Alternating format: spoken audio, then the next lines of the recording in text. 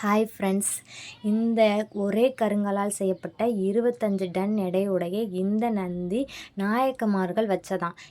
எப்படி நாயக்கமார்கள் வச்சாங்க அப்படின்னா, ராஜராஜன் சோழன் வச்ச சின்ன நந்தியை எடுத்துட்டு இந்த நந்தியை வச்சாங்களாம்.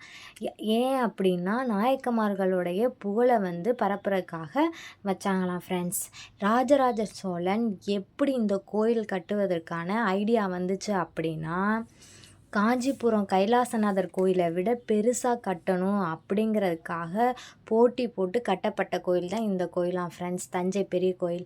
நம்ம எல்லாருமே நம்ம தஞ்சை பெரிய கோயில் தான் பெரிய கோயில்னு நினச்சிட்ருக்கோம் ஃப்ரெண்ட்ஸ். ஆனால் தமிழ்நாட்டிலே பெரிய கோயிலுங்கிற லிஸ்ட்டில் 10வது இடத்துல தான் இருக்கான் ஃப்ரெண்ட்ஸ். இந்த கோயிலோட அஸ்திவாரம் வெறும் 2 அடி தானா ஃப்ரெண்ட்ஸ். ஏன் அந்த 2 அடி அப்படின்னா, அப்போவே 1000 வருடங்களுக்கு முன்பாகவே ராஜராஜ சோழன் இன்டர்லாக் சிஸ்டத்தை கண்டுபிடிச்சிருந்தாராம் ஃப்ரெண்ட்ஸ். பாருங்கள் எவ்வளோ ஒரு இன்டெலிஜெண்ட்டாக இருந்திருக்காங்கன்னு பாருங்கள். அந்த காலத்திலே கோயில் கட்டுவதற்காக சில அகம விதிகள்லாம் இருக்கான் ஃப்ரெண்ட்ஸ். அந்த அகம விதிகளை மீறி கட்டப்பட்ட கோயில்னே தஞ்சை பெரிய கோயிலாம் ஃப்ரெண்ட்ஸ். ஏன் அந்த அகம விதிகள் வச்சுருக்காங்க அப்படின்னா, அந்த அகம விதிகளை மீறி கட்டினா கோயில்கள் சீக்கிரத்திலே சேதமடைஞ்சிருமா. ஆனாலும் 1000 வருடங்கள் கடந்த பிறகும் இந்த கோயில் ஒரு சேதாரம் கூட இல்லாமல் இருக்குது ஃப்ரெண்ட்ஸ். பாருங்கள் எவ்வளோ ஸ்ட்ராங்காக இருக்குதுன்னு பாருங்கள்.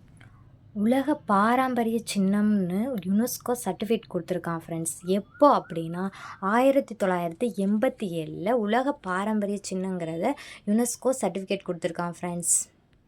நம்மளில் நிறையா பேர் தஞ்சை பெரிய கோயிலுடைய கோபுர நிழல் விழாது அப்படின்னு நம்ம நினச்சிட்ருக்கோம். ஆனால் ஆக்சுவலாக கோபுர நிழல் விழுமா ஃப்ரெண்ட்ஸ். கோபுரத்து மேலே உள்ள கலசத்தோட நிழல் மட்டும்தான் விழாதான். அதுக்கு கீழே உள்ள பகுதி எல்லாமே விழுமா ஃப்ரெண்ட்ஸ். கோபுரத்து மேலே உள்ள கலசத்தோட நிழல் கோபுரத்து மேலே விழுந்துருமா. அதுக்கு கீழே உள்ள பகுதியோட நிழல் ஃபுல்லாக கீழே விழுமா ஃப்ரெண்ட்ஸ். அப்புறம் அந்த கலசத்தோட அடி 12 அடி உயரமா ஃப்ரெண்ட்ஸ். அந்த கலசத்தோட அடி.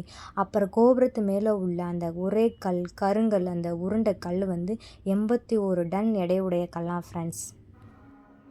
12 அடி உயரம் கொண்ட சிவலிங்கத்தை உள்ளே வச்சுட்டு தான் கோயிலே கட்ட ஸ்டார்ட் பண்ணாங்களாம் ஃப்ரெண்ட்ஸ். எனக்கு தெரிஞ்ச விஷயங்களை நான் சொல்லியிருக்கேன்.